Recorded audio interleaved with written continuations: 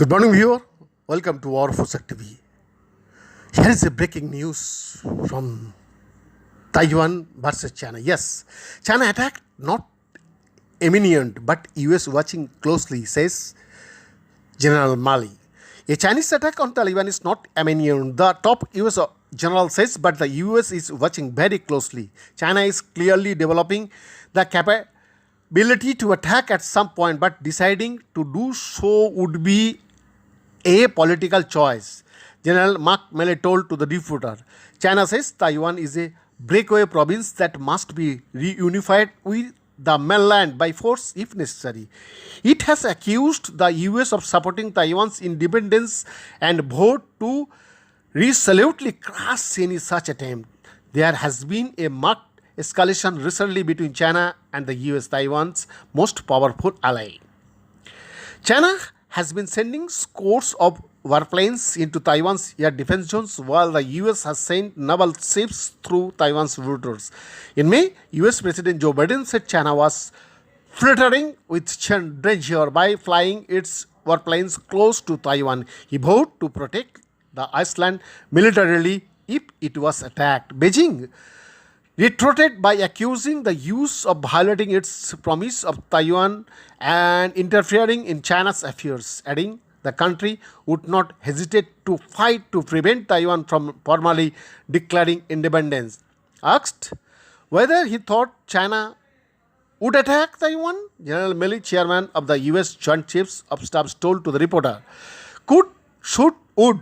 Those are keywords there. In terms of capability, I think China clearly is developing a capability. President Xi Jinping has mentioned that in public forums. He has mentioned it in speeches that he has challenged the PLA, China People's Liberation Army, to develop the capability to attack Taiwan at some point in time.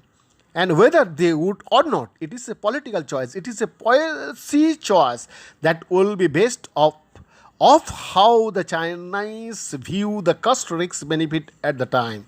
There is no indications or warning of anything imminent at this time, but again we watch it very, very closely, General Milley added. The US has no official diplomatic ties with Taiwan but sells arms to it as part of its Taiwan Relations Act, which states that the US must provide the island with the means to defend itself. At the same time, it maintains formal ties with China and also diplomatically acknowledges China's position that there is only one Chinese government.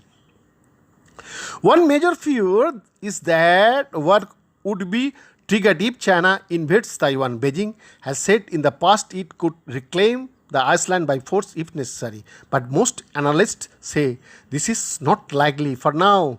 There has been debate over whether China has the military capability to succeed in an invasion, and Taiwan has been considerable ramping up its air and sea defenses. But many agree that Beijing recognizes that such a move would be too costly and disastrous, not only for China but also for the world. China's consistent position has been that it seeks peaceful reunification with Taiwan and that it would only act if faced with a provocation.